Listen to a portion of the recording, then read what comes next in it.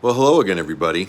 I just heard about 10 minutes ago that Hulk Hogan, the world famous Hall of Fame, just if you're part of my generation, one of the most greatest wrestlers of all time, Hulk Hogan just died.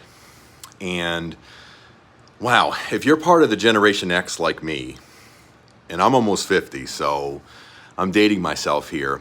Man, Hulk Hogan was that dude. I remember when I was a kid, I used to watch, it was called the WWF then, and I used to watch the World Wrestling Federation like all the time.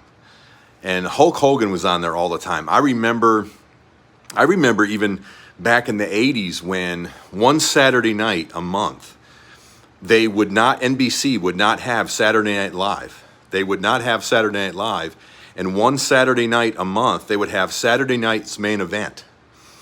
And at 11:30 at night, NBC, I believe, was then doing it, and they would actually have wrestling instead of Saturday Night Live.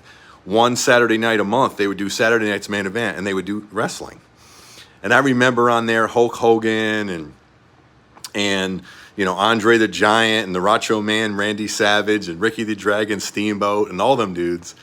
And it was just so cool to watch them. And yes, my parents actually let us stay up to 11:30 at night till 1 in the morning to watch wrestling one time a month. That was back when we only had like 4 channels, when you had like ABC, NBC, CBS, and we didn't even have Fox. We had PBS. Those were the only 4 channels we had when I was a kid. But we would watch it, one Saturday a month. And so I grew up with Hulk Hogan. And I used to love those just cheesy, stupid interviews that he would have with Mean Gene Okerlund. And he's like, "Let me tell you something, Mean Gene.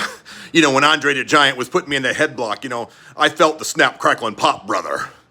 And I just, those cheesy, just one-liner sayings and all those things he used to do and say and, excuse me. And it was just unbelievable, the stuff that he would say and do in those cheesy interviews. But if you're part of my generation, those cheesy interviews were everything. When you're a little boy, when I was like, 5, 6, 7 years old, man, Hulk Hogan and the wrestling was like, everything. I used to watch like the wrestling cartoons and the little, wrestling figures. And we used to get like the Nintendo games that had the wrestling on it and WrestleMania. And just, to this day, Hulk Hogan versus the Ultimate Warrior was one of my favorite WrestleManias of all time. I think it was WrestleMania 6. One of my favorite wrestling matches of all time. So, he claimed Christianity at the end of his life. He got baptized in December 2023. So rest in peace, Hulk Hogan.